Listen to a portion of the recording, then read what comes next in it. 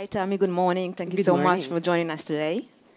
So I guess most of you in the audience have heard of the NSO Group, which is by now not only the most famous Israel surveillance company, but I think the most famous surveillance company worldwide. But up until like a few months ago, it's been a very quiet company as well. We've never seen you in the press. And suddenly, last month, we saw you in 60 Minutes, giving interviews, and we have you today live with us today. So why the change? First of all, thank you. Thank you for having me. And, you know, New York is fun, so that's a good reason to be here. I think in order to answer that, maybe I'll answer in a minute what NSO does and why we've been under the radar for so long, and that may shed light. So NSO is a company that was founded in order to help governments develop a software to fight encryption, to actually help fight terrorism and crime. I don't know how much you're aware, but intelligence technologies, legacy ones, kind of became obsolete over the years when encryption took over. The smartphone revolution gave the ability for criminal organization and terrorist organization to actually use encrypted communication to plan their crimes and terrorists. And governments became blind. Director Comey of the FBI, I think he mentioned targets were going dark. We heard President Obama, we heard Pompeo, we heard the Prime Minister of Australia, all talking about the fact that encryption is the biggest challenge of all. So this is why NSO came into the world. And the nature of us developing technology and selling it to governments and to intelligence agencies was the reason we were under the radar. It's not exactly a business you want to be. But lately, there's been a lot of misrepresentations of the company, and I think it was important for us to let people know what we actually do, which is develop a great technology that actually saves a lot of lives around the world. Okay, so let's talk about it. What you call misrepresentation, and it's been called in the press misuse of your product. And I just want to give the briefest history of your press history. So in 2016, New York Times article was published where it said that research by a Citizen Lab find out that Pegasus, your most famous product, was used to target human rights activist Ahmad Mansour in the United Arab Emirates. 2017, you were linked to Mexican scientists and public health campaigners. Later this year, another Mexican link to the international team assembled to investigate the 2014 Guala mass kidnapping. And overall, it's been about 30 cases of misuse represented in the press. And in 60 Minutes, Shalev Hul, your co-founder and CEO of the company, said that you have conducted your own investigations and you have found out 3 cases of misuse. Can you tell us any more details about these 3 cases? How did you find them? How did you handle them? First, I can tell you that it's interesting that every time there is a misuse, our name is being brought up. I think there is We'll talk about that companies. as well. But I think it's important to understand that to become a customer of NSO is a very hard journey. Our company, which develops technology and sells it to authorized governments, first of all, is under very strict regulation. Export license, and above of that, and I think uniquely in the industry, we also have a business ethics committee above the regulation, which actually discusses every single sale that we do. And only after we have the export license and the BC approval, and a very hard contractual documentation with our customers, we sell it to authorized governments. Now, every time there is an alleged misuse case that has been brought up, we investigate it very seriously. We developed this technology to save lives. When you say brought up, do you read about it in the papers? How did you find out about these cases? There's many different ways. It could be by the papers, it could be a red flag, it could be us noticing a change in a specific country, but in any event, we look at it. We have ways to discuss with our customers, their contractual obligation and technological ways, and we actually have shut down 3 systems in the past. So you have a kill switch for the system. Once you find out there's a misuse, you have a kill switch. We have the ability, together with the customer and without him, to do a termination of the system if we believe there is a misuse. And what is your definition of misuse? Because another discussion we've been having is again, what is a terrorist? Some countries define terrorism act or anti-governmental activity in one way, and other countries define it in another way. So what is your term of misuse? Terrorists are people killing innocent people. I think everybody knows what terrorists are. It's not a very difficult interpretation. And I think, as I said, we develop the technology and we sell it to authorized governments. And by the way, it's important to notice, because we had Foursquare speaking right in front of me, about mass surveillance, which is used in many cases, for good reasons and for commercial. We're talking about a very limited usage of our technology. I'm not sure people are aware, because, the name is being brought so many times. We're talking about less than the people sitting here in this room, and the whole world are being tracked with our software by the different customers and different governments. So it's not a mass surveillance tool, and it's here in order to fight the Bin Ladens of the world. I visited Ground Zero yesterday here in New York, and I was thinking to myself, what if this technology was available before 9/11? How many lives could have been saved by having the ability to get into the encrypted messages of terrorist attacks, which have IT organizations making sure that they can, plan and bring to the world terrorists and criminals and pedophile networks and cartels, and governments need that help, and we're here to support that. Okay, we've mentioned Pegasus, and the press has been mentioning Pegasus for 3 years now, as I said, but this is not your only product. You have a whole line of products, which we have nothing about. So tell us about them, whatever you can say. Actually, NSO is the leader in terms of intelligence gathering technologies, and we're talking about the Pegasus, which you heard. We have geolocation and tactical equipment, which amazingly has been lately used in rescue missions. I'm not sure if you're aware, but in the dam that collapsed in Brazil a few weeks back, Israel sent an aircraft with a mission aid to help locate survivals and unfortunately people who were buried.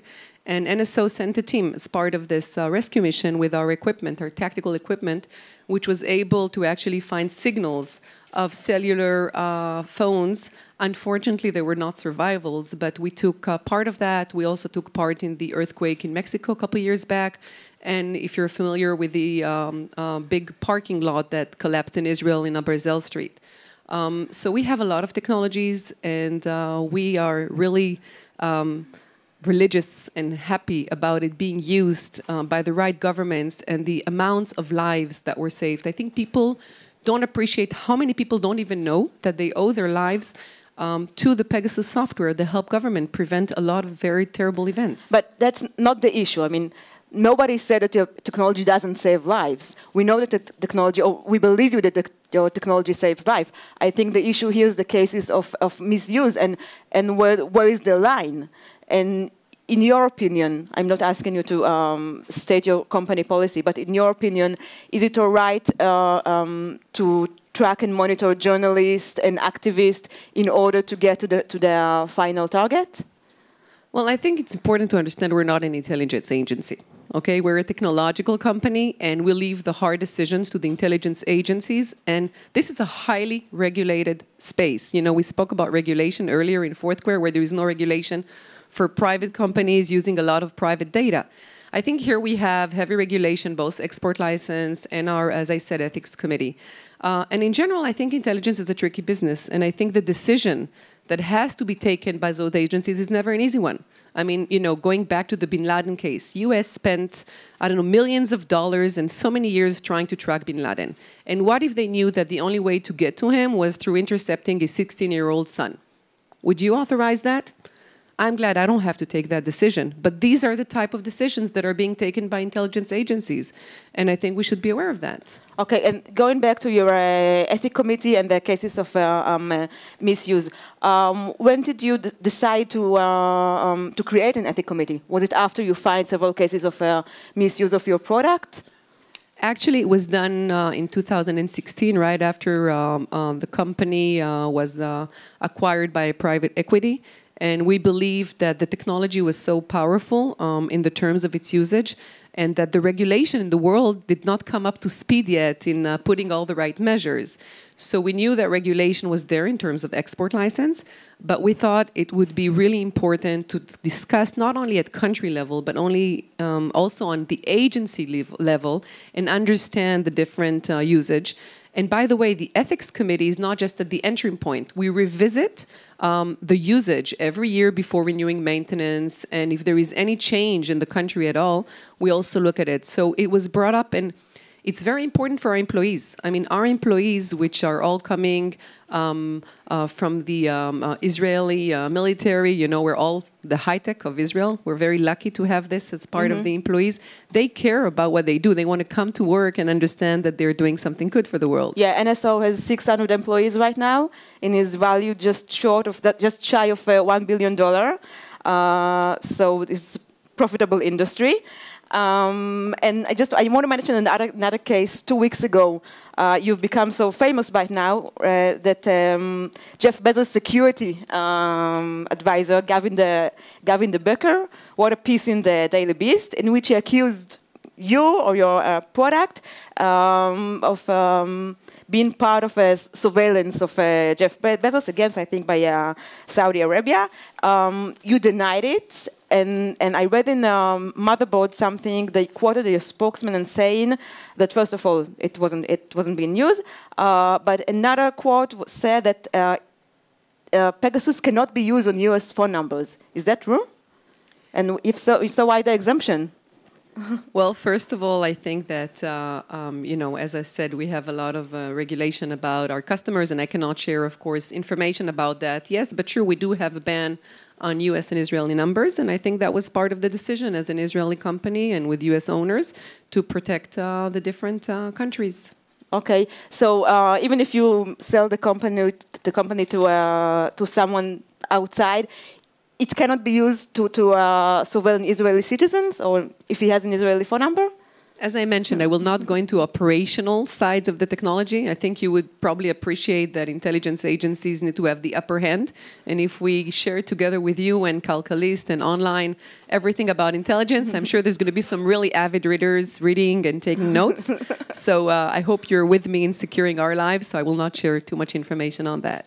You almost had the headline of tomorrow newspaper. Just missed it.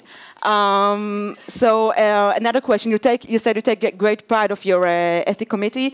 Is it something that, as far as you know about the industry as a whole, is unique to your company? And what do you think about the practices of the industry that you are operating? Well, I think, you know, we're trailblazers a little bit in that aspect. I think it's the technology in general is moving much quicker than the regulation. We see that all across the board in all areas, and of course also in cyber. And the fact that we have the business ethical committee is indeed unique today in the industry. I think we're alone. I'm not sure of others. And it's a tough decision, by the way, because you see that, you know, many countries, other companies would sell very happily too if the regulation approves it and the export license are granted. But I think it's important for companies to take responsibility. And, you know, that means turning away a lot of dollars and a lot of business and a lot of deals. But I think it makes everybody in the company, you know, proud and feeling more comfortable with how we do it and the way we do it. And it's part of the responsibility we should be taking. Yes. Okay. Connecting this, everything together. I bet the publicity and maybe the negative publicity has actually made you very successful commercially, because you've become the most famous company in the industry, as I said in the beginning. Do you even do any marketing work right now? Well, actually, we were successful way before, and we would really say thank you and no to all of the publicity. As I said, we care a lot about our reputation, and we care a lot, our employees, our customers, ourselves. But I think that, you know, the discussion of cyber and the responsibility around it is important. And I think we welcome the discussion. And this is why we came forward and are here today also to speak to you. Okay. So my final question, because we are out of time, I'm going back to the 60 Minutes interview in which, again, Shalev Julio said about journalist Jamal Khashoggi murdered in Turkey, that he said, I can tell that we've checked, and we have a lot of ways to check, and I can guarantee to you that our technology was not news on Jamal Khashoggi or his relatives. Why not just come out and say out loud, now that you give interview to the press, we heard you, we will not sell our product to Saudi Arabia? First, part of working under regulations and with intelligence agencies is the fact that we will never discuss any customers deny or confirm, because but the minute you deny and confirm a specific customer. We denied the connection to the Jamal Khashoggi murder, which was horrific, appalling, and we condemn it in every way. And I think it's important for us to stand up and say that we had nothing to do with it. Regarding any other customer, it's not something that we will be able ever to discuss with anyone. Okay. Tami, thank you very much for being here today. Thank you. Thank you very much.